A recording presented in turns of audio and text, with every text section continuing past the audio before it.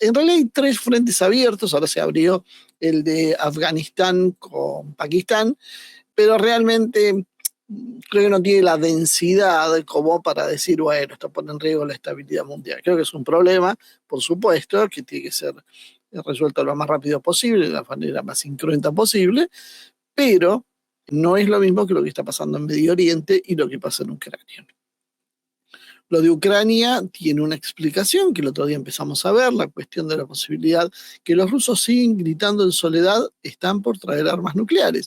La respuesta de los ucranianos es, eso lo dicen porque ustedes quieren usar armas nucleares, nadie entendería bien por qué si Rusia no usó los primeros 4 años de guerra armas nucleares, ahora que está ganando la guerra, decidiría dar un paso de ese tipo. Es muy gracioso porque un poco la explicación es como la que hacían, tomando lo mismo que hizo la OTAN en otras oportunidades y lo que hicieron los propios países occidentales, cuando acusaban de armas de destrucción masiva, sabiendo que no había, pero que eso simplemente era una excusa. Bueno, ellos ahora dicen, eso es una excusa que están usando los rusos, pero la realidad parecería ser que no es tan así, pero bueno, eso lo vamos a dejar para el final.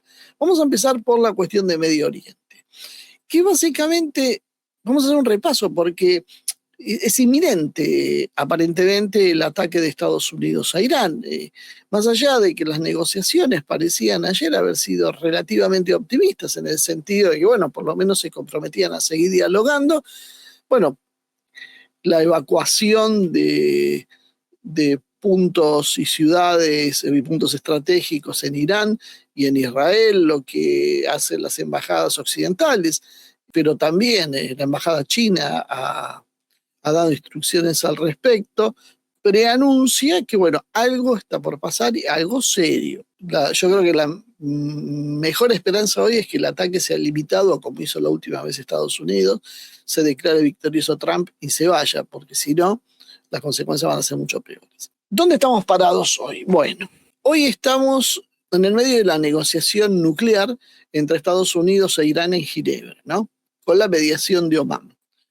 Estamos viendo un despliegue naval estadounidense, que es una de las razones más serias por las cuales se presume que puede haber un problema, porque el desplazamiento de tanto equipo militar es muy costoso y a Estados Unidos no le están sobrando recursos.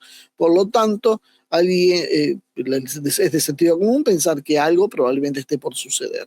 Hay hoy actuando dos grupos de portaaviones, el Lincoln en el mar Arábico y el Gerald Ford en el mar Mediterráneo. En algunos lados se menciona un tercer grupo señalando al Roosevelt como el tercer grupo de portaaviones. En principio, el Roosevelt ha sido relevado por el Lincoln.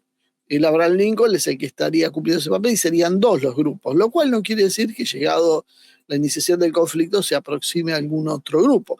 El problema que Estados Unidos tiene es que no le están sobrando recursos y este desplazamiento significa estar con una especie de manta corta donde se tapa la parte alta para que se destapen los pies. Entonces, hay una presión de Israel para impedir cualquier acuerdo que pueda consolidar la capacidad nuclear iraní, hasta ahí eso está claro, aunque el problema va mucho más allá, porque Israel quiere básicamente el desarme de Irán, quiere que no produzca misiles, quiere que limite la cantidad de drones, quiere que básicamente se produzca un cambio de gobierno, o sea, básicamente quiere que Irán se sienta derrotado y acepte las condiciones que le fija Tel Aviv. Israel tiene acceso directo a la Casa Blanca, al Pentágono, al Consejo de Seguridad Nacional, al Congreso de Estados Unidos, es decir, Israel tiene peso. Y esto es lo principal para tener en cuenta la guerra, ¿no? ¿Por qué tiene peso Israel? Porque si no entendemos en definitiva qué pasa. Porque que Estados Unidos esté ahí es un error considerar que Estados Unidos utiliza a Israel como su extensión, como su portaaviones en Medio Oriente. Eso hoy no sucede así, más bien Estados Unidos es rehén de la política de Israel, que tiene una absoluta autonomía en este aspecto y tiene la capacidad de enfocarse sobre las instituciones estadounidenses. Utiliza mecanismos de intercambio de inteligencia clasificada, briefings sobre ventanas de oportunidad, advertencias sobre umbrales nucleares iraníes, presentación de escenarios de ataques unilaterales. Cuando Israel comunica básicamente que una ventana se cierra, en realidad no es una cuestión meramente retórica, es simplemente que está mandando un mensaje estratégico. Le dice a Estados Unidos, si vos no actuás, yo puedo actuar solo. Y esto lo obliga a Estados Unidos a elegir entre ponerse a la cabeza de la operación, como que son ideas propias, porque si no se encuentra muy subalterno, o ser arrastrado por una acción de Israel, dado que si Israel comienza una guerra, Estados Unidos se ve obligado a defenderlo por esa presión sobre esas instituciones que yo decía. ¿Qué utiliza? Utiliza mecanismos como la AIPAC, que trabaja sobre todo sobre el aspecto legislativo. El AIPAC no decide una guerra, pero sí lo que hace es una presión indirecta, porque tiene un financiamiento electoral, tiene disciplina legislativa que obliga básicamente con ese financiamiento electoral, porque si vos querés tener tu puesto, tenés que hacer cosas que hay que hacer. Si no las haces, bueno, sos un poco decantado y habrá otro que sí las quiera hacer. Por otro lado, puede redactar resoluciones y construir mayorías bipartidistas, utilizar herramientas como resoluciones de condenas contra Irán, paquetes de sanciones que se repiten uno tras otro, financiamiento adicional a Israel constantemente, como si en Estados Unidos sobrara la plata, y una narrativa de amenaza existencial constante, omnipresente, podríamos decir. Además del IPAC, funciona en ese mismo tándem, en ese apoyo, en esa misma acción, la Foundation for the Defense of the Democracies, que es un think tank, el American Enterprise Institute, y una red de donantes pro-israelíes que trabaja en ambos partidos. O sea, no es un problema de quienes están a favor de un lado o del otro, tarde o temprano, siempre van a imponerse. Y no lo hacen solo a través de la presión ideológica, sino que es una cuestión estructural que se está dentro del Congreso. Además, tienen especial peso en la comunidad de inteligencia y en la narrativa estratégica. Israel comparte inteligencia sobre el enriquecimiento del material nuclear iraní. De hecho, es el proveedor probablemente de las versiones que Estados Unidos toma como ciertas, sobre lo que tenga que ver con los programas de misiles, sobre la actividad regional de Irán, sobre los proxies que utiliza Irán. Y esto es lo que constituye el briefing diario, el diario, el informe diario que recibe el presidente de los Estados Unidos. Presidentes de Estados Unidos que en general no se caracterizan, lo vemos en Donald Trump, por ser expertos en cuestiones geopolíticas, por ser grandes conocedores de historia, simplemente se guían por lo que le ponen adelante. Entonces, si aparecen informes diarios que habla del peligro de los misiles hipersónicos, de la capacidad del cierre del estrecho de Hormuz, de la consolidación nuclear de Irán, y se construye todo esto bajo un clima de urgencia, bueno, ya vemos qué es lo que puede llegar a pasar. También esto lo acompaña con una presión mediática, dado que todos los medios estadounidenses, por lo menos todos los influyentes, funcionan en la misma sintonía. Utilizan editoriales alarmistas, emplean opiniones de exfuncionarios, que todas van en el mismo sentido, y usan básicamente el concepto de breakout nuclear. Básicamente lo que hacen es construir una narrativa clave donde Irán no es un actor racional, sino básicamente es una amenaza inminente. Fíjense que Estados Unidos, desde siempre prácticamente, cada vez que enfrenta a un enemigo es un dictador loco. Bueno, y mucha gente repite, son locos, como se vive yo, pero nadie sabe exactamente qué es lo que pasa. Solo repiten lo que esa gran prensa dice. La construcción entonces de esta narrativa es clave para dar las herramientas necesarias para presionar. Además, Israel entiende la dinámica política interna de Estados Unidos, yo diría que como pocos. Israel sabe dónde presionar, sabe que Trump busca mostrar firmeza, sabe que los republicanos exigen una línea dura siempre. Los demócratas pro-israelíes no pueden parecerse débiles ante su electorado y que finalmente una crisis externa sirve para reorganizar los apoyos internos. Entonces, la presión estratégica que utilizan termina de llevar el agua para el molino israelí. Israel tiene capacidades además para intensificar ataques en Siria, golpear activos vinculados a Irán, escalar en el conflicto con Hezbollah, que Hezbollah, yo les recuerdo, es un partido libanés, realizar operaciones encubiertas.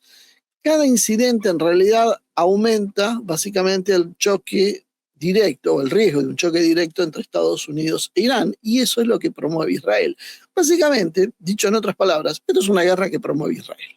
Es que Estados Unidos compra, pero el verdadero autor intelectual es Israel. Y lo pone a Washington en un dilema. ¿Qué hacemos? ¿Permitir la escalada autónoma de Israel, en la cual vamos a tener luego que intervenir por las presiones internas, o intervenimos de entrada para tratar de más o menos conducirla y que no se salga de determinados lineamientos? Esto es una de las cosas que tenemos que tener presente en el análisis.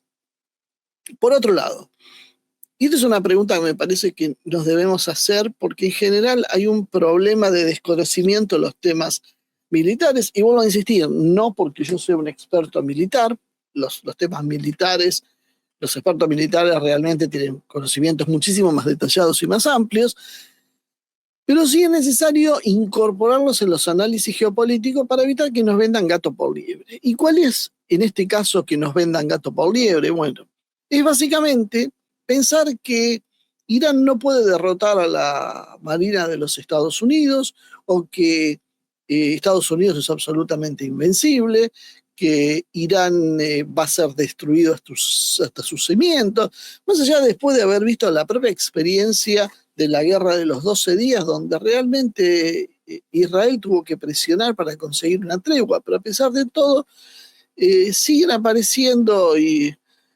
informes occidentales de think tanks y especialistas que dice que básicamente fue una guerra donde salió victorioso Israel. Israel construye su poder sobre un mito, porque en realidad no es tan poderoso como parece, pero todos lo creen, y Estados Unidos hace exactamente lo mismo. Somos tan poderosos que nadie nos puede enfrentar, y eso termina por amedrentar a cualquiera que intenta enfrentarlos. Entonces la pregunta es, ¿Irán puede o no derrotar a la Marina de Estados Unidos en términos convencionales? Ahí la respuesta es compleja. ¿Por qué? Porque sí lo puede hacer, pero es muy complicado hacerlo en términos convencionales. Es decir, Irán no podría derrotar probablemente a toda la Marina de Estados Unidos si se enfocara en destruir a Irán. Pero Israel sí puede hacerle pagar un costo político, militar y económico de una guerra que básicamente sería inaceptable. Eso se basa en dos pilares doctrinarios. Una es la disuasión activa y la otra es la guerra asimétrica escalonada. Y esto es lo que quiero pasar a explicar para que se entienda luego las razones por las cuales Estados Unidos duda. ¿Por qué Trump, por un lado, dice que va a atacar a Irán, pero por otro lado mantiene la puerta abierta a una negociación? Y evidentemente, como sucede en Ucrania, no se lo ve con mucha voluntad de atacar, pero tampoco se lo ve capaz de resistir la presión. Primero, creo que lo más importante es ver cómo es la arquitectura defensiva iraní. ¿A qué se va a enfrentar la Marina de los Estados Unidos? La Marina con la Fuerza Aérea, pero básicamente el ataque va a recaer en las espaldas de la Marina con el apoyo de la Fuerza Aérea. Básicamente va a enfrentar una defensa escalonada. Irán no piensa en una batalla clásica, sino en un sistema multicapa para saturar las defensas. Yo el mapa se lo dejo para que lo vayan teniendo en mente, pero vamos a ir viéndolo un poquito más en detalle. Ese sistema busca, como decía, saturar las defensas, limitar la capacidad de maniobra, elevar el riesgo político, y esto es clave para Trump y para cualquier político de Estados Unidos, y amenazar con expandir el conflicto regionalmente. Funciona de la siguiente manera. Como es por capas, tenemos una primera capa de negación geográfica, un A2AD natural, donde el Golfo Pérsico y el estrecho de Hormuz juegan un papel clave. Son aguas poco profundas, canales, en el mapita los pueden ver dónde están ubicados, canales estrechos, hay numerosas islas iraníes y es un litoral montañoso lleno de túneles y baterías costeras. O sea, es una verdadera pesadilla. Esto convierte el área en un entorno antiacceso natural, podríamos decir. Un portaaviones, además, es relativamente vulnerable, podríamos decir, en océano abierto, pero es donde se desempeña mejor. En un espacio cerrado tiene muchas complicaciones para poder defenderse. Y eso lo vemos básicamente como una especie de encajonamiento. Primera capa defensiva que va a usar Irán es básicamente un minado inteligente. Utiliza minas de fondo, utiliza minas magnéticas y minas acústicas. ¿Cuál es la idea de esto? Cerrar en horas el estrecho de Hormuz. El estrecho de Hormuz pasa, hay distintas versiones, entre un 25 y un 40% del petróleo internacional, ¿no? Lo cual lo hace un lugar hipersensible para las cotizaciones petroleras. Y también, obviamente, para los países que reciben el petróleo, pero para todos en general. Y esto, entonces, obligaría, además, a cualquier buque, si pensamos en la idea de desembarcar, por ejemplo, las costas iraníes, que, como decíamos, son montañosas y son las menos propicias y serían una pesadilla para entrar con fuerzas blindadas, básicamente, además, tendrían que desminarlas. Eso bajo fuego costero, lo cual, básicamente, es, como decía, algo casi imposible de hacer. Y de esta manera lo que podría es dislocar de alguna manera el tráfico energético global Irán. Y esto es una de las cartas que juega Irán, porque esto produciría un shock petrolero inmediato, crisis en las cadenas logísticas y finalmente una presión global, europea también, sobre Washington para que solucione el problema porque las industrias empiezan a complicarse si no hay energía. Irán no necesita hundir un portaaviones, y esto es una cosa que tenemos que tener en cuenta. Siempre en general le va a hundir un portaaviones. Un portaaviones es un bicho enorme, gigante, de más de 300 metros de largo, para que tengan una idea, es una mini ciudad flotante que puede llegar a tener hasta 5.000 hombres, contando la embarcada y demás, y que muchas veces no alcanza con un solo misil que lo impacte. Depende del misil también, ¿no? Pero a Irán le basta ganar políticamente bloqueando el estrecho de Hormuz. Si además daña un portaaviones, estamos en un escenario intolerable, casi podríamos decir, para Estados Unidos. Ese minado inicial está complementado con enjambres de lanchas rápidas. Ustedes las habrán visto más de una vez en operativos que hace Irán. Son pequeñas lanchas que alcanzan hasta una velocidad de 90 nudos y que las tiene por miles, Irán. Básicamente es un enjambre que puede operar en esas aguas, como decíamos, poco profundas, cerca de la costa, refugiándose entre las islas, y cada una de esas lanchas puede portar misiles antibuque, lo cual básicamente les permite hacer un ataque a alta velocidad con múltiples vectores, es decir, vendrían de distintas direcciones, y utilizando misiles, torpedos, cohetes, todo tipo de armas como para enfrentar a los Estados Unidos. Estados Unidos además tiene un sistema compuesto por 3 capas. Los buques estadounidenses se van a defender primero con una capa externa, con misiles SM-2, SM-6 y SM-3, que pueden tener alcance entre decenas y cientos de kilómetros.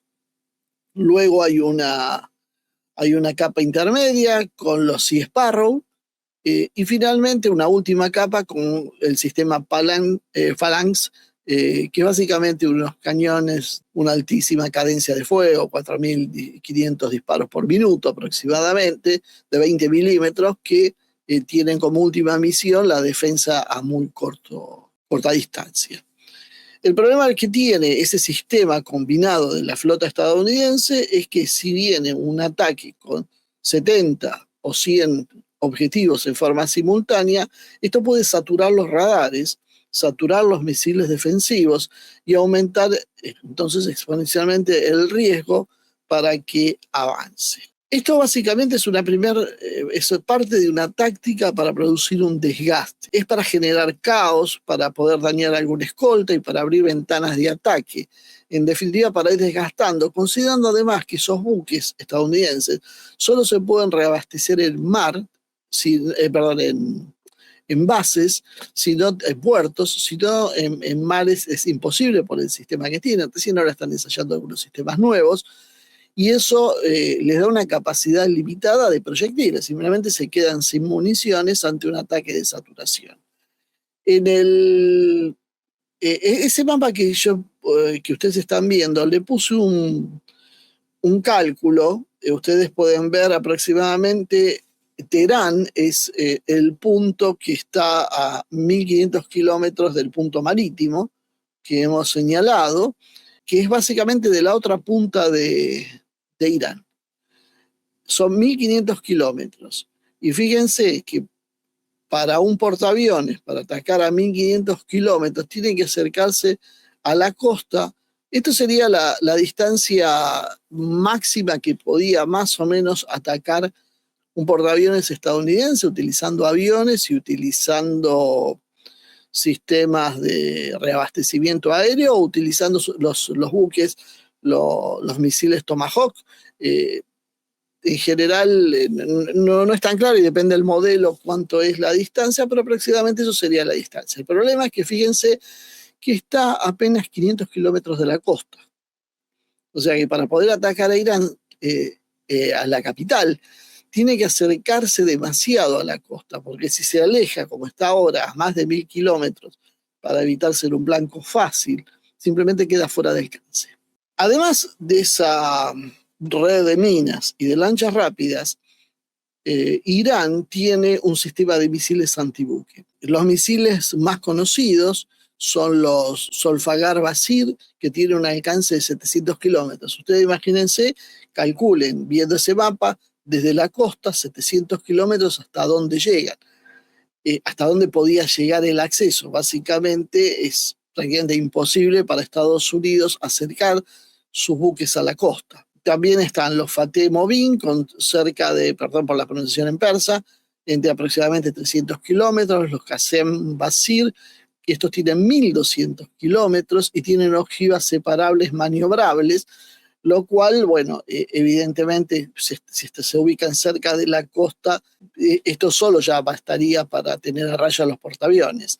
Y además hay que sumarle a esto los misiles hipersónicos de la familia Fatah, que son misiles que más o menos se calcula un alcance de alrededor de 1.200 a 1.500 kilómetros y una velocidad de Mach 5, pero lo importante es que tienen características de alta maniobrabilidad, es decir, no tienen una trayectoria que sea predecible. Además de eso, tienen otras capas de misiles como los NOR, que tienen 120 kilómetros y son sistemas de vuelo skimming, son esos misiles que vienen a ras del mar, que los hace muy difícil de detenerse, y un misil de este tipo es lo que se cree que hundió al crucero ruso en el Mar Negro. Después están los Qader, de 200 kilómetros de alcance, los Qadir de 300 kilómetros, los Abu Mahdi de 1.000 kilómetros, y además a esto hay que sumarle los drones Shahed 136, que según el tipo de dron, pueden alcanzar entre 1.000 y 2.000 kilómetros. Hay algunas versiones que Irán estaría desarrollando, algunos que tienen hasta 4.000 kilómetros de alcance. Básicamente, si ven el segundo mapa, el que tiene como dibujado un arco, que ahora le van a poner en pantalla, ven básicamente el área de denegación de acceso que puede tener Irán, y en el cual no tendría, yo creo que, grandes dificultades para dañar una flota estadounidense. Simplemente porque combinaría el ataque de drones, lanchas y misiles, y saturaría las líneas defensivas de los buques, quienes al principio pueden llegar a operar, pero en algún momento se verían sobrepasados. Entre 100 y 300 kilómetros es lo que necesitan para poder dominar la parte del Golfo Pérsico cerrado. Con 700 kilómetros ya les alcanza para cubrir todo el Golfo, más la entrada del Mar Arábico, Y con 1.200, 1.500 kilómetros, que son los de mayor alcance que tienen, básicamente fíjense hasta dónde pueden llegar a proyectar. Entonces, básicamente hay una arquitectura de un sistema que es escalonado. Estoy tratando de hacerlo lo más simple posible para que se entienda. Corto alcance para controlar el Golfo, alcance medio para la negación de acceso regional y de largo alcance porque puede llegar hasta bases y flotas en profundidad. Un portaaviones, no nos olvidemos en estas condiciones, que es un blanco técnicamente fácil de obtener porque es muy grande. En realidad, lo más difícil con el portaaviones es ubicarlo en mar abierto. Una vez que se tienen las coordenadas, es relativamente fácil conseguir la precisión final. Y si a esto además le agregamos una última capa, que son los misiles hipersónicos, que además son de alta maniobrabilidad, todo esto va a complicar extraordinariamente el cálculo de interceptación y aumenta las posibilidades de penetrar dentro de la escuadra estadounidense y elevando entonces, de forma yo diría determinante, el riesgo político de Estados Unidos. Acá no importa que el sistema sea bueno o no, debe ser perfecto. El Pentágono tiene que garantizar el 100% de la protección. Si se filtra un misil, el costo político para Trump es insostenible. Trump no puede hacer esta aventura militar y que le hundan un destructor. Es un costo muy alto, va a perder las elecciones mínimamente, y esto sería para empezar a hablar. Básicamente, la forma que va a operar Irán en el ataque va a ser atacar con los misiles tipo Sea Skimmer, esos que yo les hablaba de vuelo rasante, que son difíciles de detectar y que dan apenas unos segundos para reacción. Estos misiles no tienen la función de destruir directamente, sino solo buscan saturar las defensas, agotar los misiles de largo alcance SM-2 y SM-6 que tienen los buques estadounidenses y de esta manera abrir paso a los vectores principales. Luego de esto vendría un ataque combinado, básicamente con oleadas de drones baratos como los Shahed, que pueden venir de a cientos, y una saturación entonces en consecuencia del radar y de los gastos militar defensivos, porque los buques empiezan a quedarse sin munición, gastándola en esas primeras oleadas de misiles y de los drones que vienen después. Después de eso van a venir otra oleada de misiles crucero desde múltiples vectores y acuérdense que todavía están las lanchas que pueden llegar a operar, depende de la distancia, y básicamente los misiles balísticos en fase del pico del ataque, ¿no? Con ataques sostenidos, oleada tras oleada, continua. Entonces básicamente esto no es una táctica lineal, sino es la forma de producir un colapso progresivo del sistema defensivo estadounidense.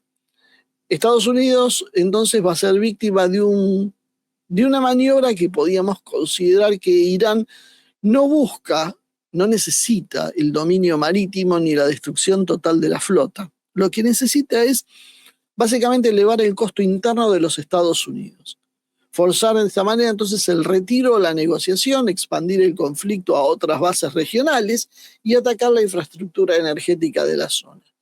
Básicamente una guerra regional inmediata, atacar las bases en Qatar, Bahrein, Emiratos Árabes, Kuwait, que todas quedan dentro del rango iraní. ¿Qué puede hacer Trump ante esto? Bueno, básicamente tiene la primera opción, que sería la más lógica, aceptar que haya un enriquecimiento bajo supervisión, un congelamiento temporal, por lo menos de lo que está sucediendo, que se permite el acceso de la OEA, y de esta manera lo que conseguiría sería entonces un premio político internacional, porque más o menos consiguió un acuerdo, desactivó el frente bélico y reduce la presión energética global, ¿no?, sobre los mercados de petróleo. Pero hay un riesgo, la tensión con Israel, porque Israel no quiere aceptar esto e Israel puede atacar unilateralmente, contando con que después va a forzar el ataque de Estados Unidos. Tiene una segunda opción, que yo creo que es la más probable que haga, que fue la que hizo la última vez. Atacó Fort Downs, Natanz y Isfahán, que son los centros declarados de producción nuclear. Muchos dicen que en realidad están atacando blancos falsos, que ahí ya no hay nada. Y si hace esto, tiene un problema. ¿Cómo responde Irán? El problema es si Irán hace un ataque simbólico o si Irán escala. Si Irán escala en su respuesta, bloquea el estrecho de Hormuz, usa misiles contra las bases, bueno, simplemente la escalada se puede escapar de las manos. Y después tenemos el tercer escenario, que es el de una guerra amplia, que es básicamente intentar una campaña sostenida, que el problema que tiene Estados Unidos para una campaña aérea sostenida de bombarderos es que se cree que en sus existencias no puede ir más allá de una semana, 10 días. Después de eso se quedaría básicamente otra vez más sin capacidad para seguir atacando, y en esos 10 o 15 días debería suprimir todas las defensas aéreas iraníes, golpear la infraestructura energética, estratégica, destruir las centrales nucleares. Primer punto sería, recuerden que Trump dijo que había sido súper exitoso y mucha gente discutía y decía sí, que había destruido todo el sistema, que al final tanto hablaban los iraníes, no sirvió para nada. Bueno, la realidad es que si hubiese destruido el sistema nuclear, ¿por qué está atacando de vuelta ahora? Evidentemente no lo destruyó. A confesión de parte, relevo de pruebas, como dicen los abogados.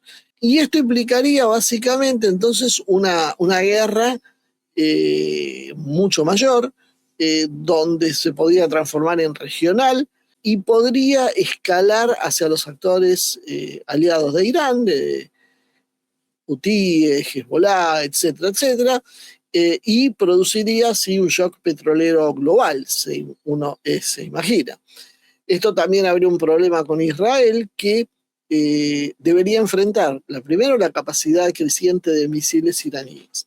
Después, a tener una red de aliados regionales complicada, y tendría que enfrentar también el riesgo de consolidación nuclear bajo un acuerdo, si hay un acuerdo. Entonces Israel en realidad no quiere un acuerdo imperfecto, porque el objetivo israelí básicamente es eliminar cualquier tipo de obstáculo que tienen en su proyecto.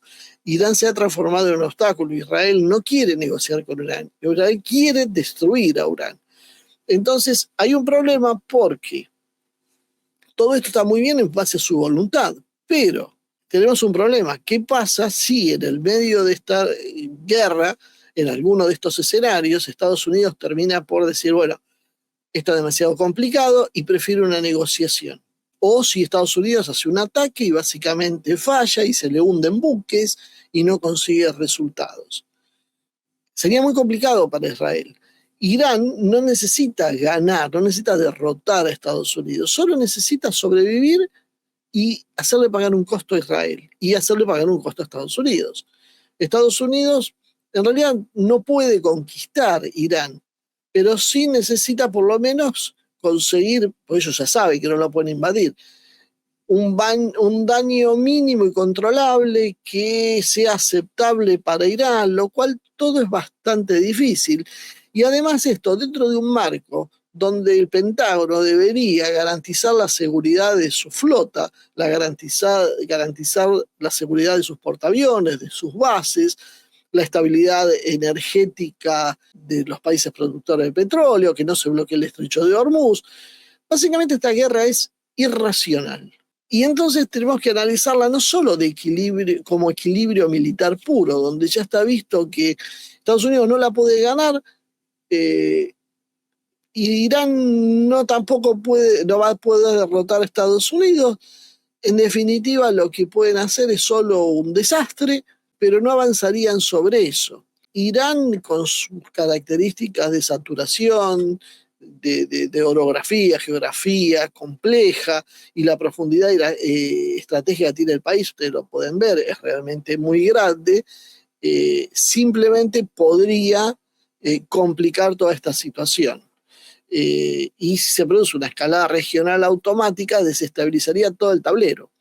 Entonces, quizá Trump todavía tiene la última oportunidad, tiene una salida diplomática que sería la de enfriar el escenario, aceptar que Irán dice que no va a producir armas nucleares. Irán dice desde el principio que nunca tuvo intenciones de producir armas nucleares. El problema de todo esto es convencer a Israel, porque acá es donde está el problema central de esta historia. Estados Unidos no necesita esta guerra, puede simular, bueno, listo, les dijimos, no van a tener armas nucleares, ya está. Irán va a decir, nunca dijimos que íbamos a tener armas nucleares, así que es más que positivo el acuerdo para Irán. Hay un solo perdedor, que es Israel. Entonces, eso es todo el objetivo desde el primer momento. Porque si no toma esa salida diplomática y se le va cerrando la ventana a Trump, bueno, el problema puede ser muy serio, como vimos, porque no es fácil un ataque a Irán, no garantiza ningún resultado y en definitiva no lo puede sostener a lo largo del tiempo. No ponemos las armas nucleares de Israel en este momento en la ecuación, porque yo creo que es algo que por lo menos abiertamente nadie puede plantear. Y esto sucede en un lado. Hay otro punto del planeta terriblemente complicado. Y este no está llamando tanto la atención, porque es casi que como un grito en soledad de Rusia reclamando, y como suele suceder muchas veces con Rusia, Rusia grita las advertencias y nadie le hace caso. Rusia avisaba de la situación en el Donbass, avisaba de lo que iba a pasar en Ucrania. Sin embargo, el mundo occidental decidió ignorar esto y siguió adelante y ahí ya tenemos los resultados. Después hubo asombro, ¿por qué Putin? Claro, porque es un loco, porque quiere conquistar Europa, porque es un dictador, porque es un sanguinario. La realidad es porque Putin se los viene advirtiendo. Es intolerable seguir viendo el avance de la OTAN contra Rusia, no vamos a dejar que destruyan nuestros países. Vamos a reaccionar. Basta, no sigan, no sigan, no sigan. Esto lo vino diciendo por lo menos del 2007 hasta el 2022. 15 años mostrando cuál iba a ser el resultado hasta que finalmente se decidió actuar. Durante el siglo XX, en realidad, el principal adversario nuclear de Rusia fue Estados Unidos. Ha preparado todo un sistema de disuasión nuclear básicamente enfrentada a Washington. Lo que no esperaba tal vez Rusia era la postura agresiva de Europa. Europa era el territorio donde Estados Unidos disputaba. Pero ahora se ha dado la paradoja. Estados Unidos no está demasiado interesado en esa disputa, pero sí lo está Europa. Entonces, Rusia señala que ya mucho más para esperar no hay, dado que en la conferencia de seguridad de Múnich, que se hizo hace unos días, los líderes europeos básicamente plantearon la necesidad de ajustar la disuasión contra Rusia utilizando armas nucleares francesas. La prensa rusa sigue sacando notas sobre el tema, que sigue ignorando Occidente. Las denuncias las ha hecho también en forma internacional la Cancillería rusa, y todo cae en un saco roto, nadie escucha nada. Rusia dice que, bueno, básicamente debe ajustar su propia percepción y su esquema de disuasión nuclear frente a los Estados Unidos, frente a Francia y al Reino Unido. El SBR ruso, el Servicio de Inteligencia Exterior, acaba de informar que las élites británicas y francesas estarían considerando una transferencia secreta de armas nucleares a Ucrania. Londres y París trabajan activamente en un suministro de armas, sistemas de lanzamientos y transferencias encubiertas de componentes, equipos y tecnologías nucleares. Hasta acá más o menos era lo que el otro día comentamos. Bueno, ahora voy a ampliar un poquito más, hubo más información. Se menciona básicamente la posible utilización de una ojiva nuclear francesa, conocida como TN-75, que es una ojiva de pequeño tamaño asociada a los misiles balísticos lanzados de submarinos. Dmitry Medvedev declaró que esto va a cambiar radicalmente la situación y que Rusia, en ese caso, se va a ver obligada a usar armas nucleares, incluidas las no estratégicas. Podría atacar objetivos en Ucrania, países proveedores que se conviertan en cómplices. Básicamente, Francia y el Reino Unido desmintieron este informe del SBR, pero Medvedev está diciendo muy claro y señalando que Francia y el Reino Unido van a ser considerados los cómplices si Ucrania llega a utilizar un arma nuclear. ¿Cuál es la hipótesis que está circulando? Básicamente, Maxim Shingarkin, un exdiputado y experto en seguridad radiológica, está diciendo que Ucrania ya poseería al menos un dispositivo capaz de producir una explosión nuclear. Traducido, Ucrania ya tiene una bomba nuclear, están diciendo en Rusia. No sería, para complicar la situación, una bomba sucia como la que estábamos comentando el otro día, sino básicamente sin una bomba nuclear real. Una bomba que explota nuclearmente. No cumple los estándares de seguridad, transporte y almacenamiento internacionales que hay para estos temas. Puede ensamblarse y detonarse y tiene una potencia que él estima en 10 kilotones. Una potencia relativamente chica, pero es nuclear. Lo que plantean los rusos entonces es que hay un escenario de provocación, que lo que puede hacer Ucrania es una detonación en el territorio controlado por ellos mismos, acusando a Rusia de haber usado armas nucleares. Y estamos en el peor de los escenarios. Los dos acusando al otro de querer usar un arma nuclear. El objetivo de esto sería claro que, bueno, como Rusia usó un arma nuclear en Ucrania, tiene que haber un aislamiento político y estrangulamiento económico mucho más severo sobre Moscú, que yo creo que a esta altura del partido mucho más no pueden hacer. Lo que debería haber es un refuerzo militar. ¿Qué es lo que piensan que puede pasar? Un ataque en las regiones fronterizas como Briansk o Belgorod, una amenaza de sabotaje en la central nuclear de Zaporizhia, o la destrucción de la propia central con ese mismo arma nuclear para generar la evidencia, para ocultar la evidencia del uso de un arma nuclear. Para eso se menciona que las centrales diseñadas están preparadas para resistir explosiones e impactos de aviones. Un arma nuclear táctica produciría efectos radiológicos que podían extenderse a cientos de kilómetros. En determinadas condiciones puede llegar a alcanzar a Berlín. De lo que sería es un mapa de defensa ruso elaborado en diciembre del 2022 sobre las consecuencias de la destrucción de la central de Zaporizhia. ¿Se acuerdan? Al principio de la guerra, Ucrania atacaba sistemáticamente la central de Zaporizhia y le echaba la culpa a los rusos. Bueno, los rusos decían, miren que si explotas Zaporizhia, lo que puede llegar a pasar es eso, y ahí vemos el cálculo que han hecho. Después los rusos han desarrollado un poco más la idea y especifican que los británicos tienen un arsenal nuclear, ¿no? Tiene un solo tipo de ojivas nucleares que se llaman Holbrooke, tiene una potencia de aproximadamente 100 kilotones y están basadas en diseños estadounidenses. Todo el sistema está desplegado en misiles Trident 2 de 5 y los portan 4 submarinos de la clase Vanguard. Según las conclusiones de los expertos rusos, los británicos, independientemente de sus intenciones, no tendrían la flexibilidad táctica nuclear independiente en Ucrania. Es decir, necesitarían la aprobación de los Estados Unidos. ¿Quién sí tiene esa flexibilidad táctica? Ahí aparecen los franceses. Los franceses conservan armas estratégicas y tácticas y mantienen el ciclo completo de producción nuclear.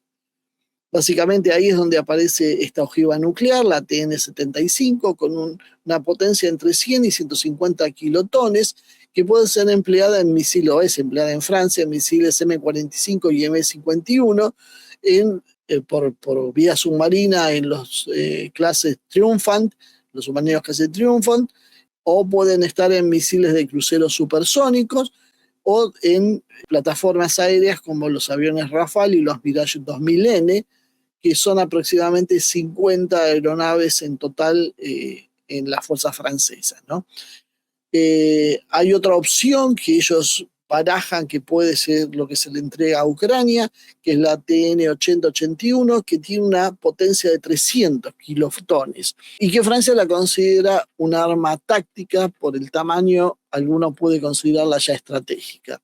En realidad, si Francia transfiere estas ojivas nucleares, se podrían poner en las cabezas de los misiles Storm Shadow o de los Scalp franceses que Ucrania ya tiene y que están diseñados para este tipo de municiones especiales. Los misiles le otorgan un alcance máximo de 560 kilómetros y eso, según los rusos, podría ser que los lanzamientos, si se producen desde Chernigov, alcanzar a Orel, Tula, Kaluga y Smolensk. Si se lanzan desde Kharkov, podrían alcanzar la ciudad de Rostov del Don y parte de Krasnodar, y si fuera desde Odessa hasta Sebastopol. Para tener una idea de lo que esto significa, un ataque con la TN-8081 de 300 kilotones sobre Belgorod, que es uno de los escenarios que barajan, podía producir una cantidad de 150.000 muertos en Rusia y 127.000 heridos graves. Si utilizan la TN-75, que es más chica, sobre Donetsk, por ejemplo, ellos calculan 162.000 muertos y el doble de heridos o mutilados y un radio de quemaduras serias en varios kilómetros. Las muertes posteriores por radiación se sumarían a estas bajas, contaminación a largo plazo y aumento de cáncer y enfermedades hereditarias. ¿Qué haría Rusia? Porque los rusos se han planteado todo y están diciendo estos escenarios ante, vuelvo a decir, el silencio de Occidente, que prefiere ignorar el tema.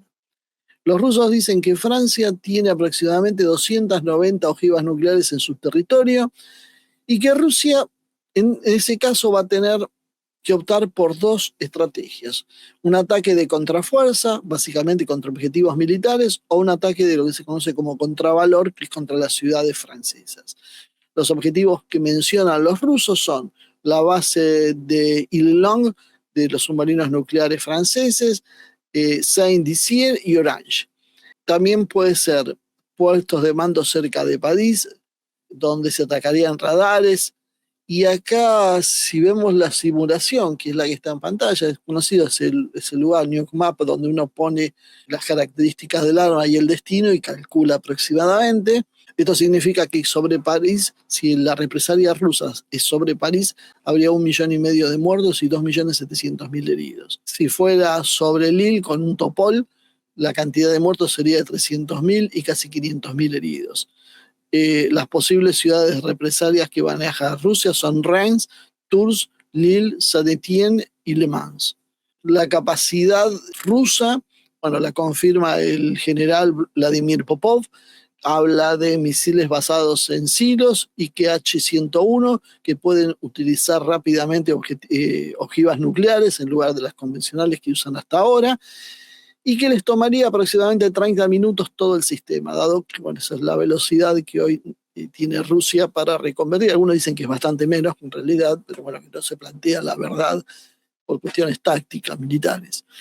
Los objetivos que elija Rusia finalmente, concluyen las notas rusas, dependen de la situación. Considera que básicamente la resolución es política, porque Rusia en realidad posee misiles y ojivas nucleares de primer nivel. El problema entonces no es técnico, es político, y por eso no se han castigado transferencias, y considerando que no se han castigado las transferencias de armas occidentales, se plantean qué es lo que va a pasar en Rusia, porque la disuasión nuclear solo se garantiza mediante la fuerza efectiva. Es decir, traducido al castellano, solo es creíble si se responde con un ataque nuclear. ¿Esto qué hace? Que emerja un gran riesgo en el conjunto. La combinación de todos estos vectores, que es la transferencia de ojivas estratégicas de Francia a Ucrania, el uso de vectores convencionales para aportar armas nucleares, que son los misiles, y una posible operación de bandera falsa, bueno, todo eso hace muy factible este escenario, y la escalada empezaría con la represalia contra Francia y el Reino Unido, y acá el problema que habría es el histórico, el de siempre, que es, bueno, ¿quién limita un intercambio nuclear? Los franceses tienen 290 ojivas disponibles que los rusos consideran y que son imposibles de controlar sin que hagan víctimas masivas y contaminación regional. El texto ruso en realidad después habla de cruzar el umbral nuclear, incluso en modalidad limitada, hace que haya una escalada que sea incierta y básicamente no hay un antecedente histórico que garantice una contención, es decir, la forma en que se puede operar para eso. Y ese es el problema estructural que hay. El hilo conductor de todo esto, entonces, es que en todos los escenarios pasa lo mismo. Es imposible aceptar límites estratégicos. En Medio Oriente, lo que está pasando ahora es que el sector más duro del establishment iraní no quiere saber nada de disuasión y de equilibrio, solo plantea la destrucción estructural de la capacidad iraní. No congelamiento, no verificación, no contención, simplemente la eliminación de Irán. Y eso no es una lógica táctica, es existencial. El problema entonces es que si Israel avanza de esta manera, formula el conflicto entonces en términos absolutos. eliminando cualquier posibilidad intermedia. Entonces, cuando desaparezca ese espacio intermedio, la escalada deja de ser una hipótesis y se transforma en una secuencia natural y esperable. En paralelo, en Europa Occidental, especialmente en Londres, 600 núcleos de Bruselas, pasa exactamente lo mismo. No hay una búsqueda real de una estabilización en Ucrania, hay una ampliación constante del umbral del conflicto, más armas, más alcance, más involucramiento directo, y el discurso es básicamente en términos emocionales y de valores. El efecto práctico básicamente es que cada día en realidad está más cerca de un choque nuclear. Esto no es algo improvisado, esto nosotros lo venimos advirtiendo desde hace años, porque es la dinámica natural de un sistema que no admite el retroceso geopolítico. Cuando una estructura de poder percibe que pierde primacía, tiende a elevar el nivel de confrontación en lugar de redefinir su posición. Un poco la trampa de Tucídides. El punto crítico entonces lo sitúa en Washington. Si Estados Unidos entra en una guerra directa con Irán, el teatro regional se enciende. Si se consolida la nuclearización indirecta del conflicto ucraniano, el teatro europeo cruza un umbral que no tiene retorno previsible. En ambos casos, el problema no es la primera detonación, es la imposibilidad de controlar las próximas detonaciones. Trump enfrenta entonces un dilema que es estructural. ¿Acepta un arreglo imperfecto y preservar la estabilidad estratégica o se deja arrastrar por los agentes maximalistas, sean israelíes de Medio Oriente o europeos del Frente Oriental, que convierten estos conflictos regionales en potenciales detonadores sistémicos?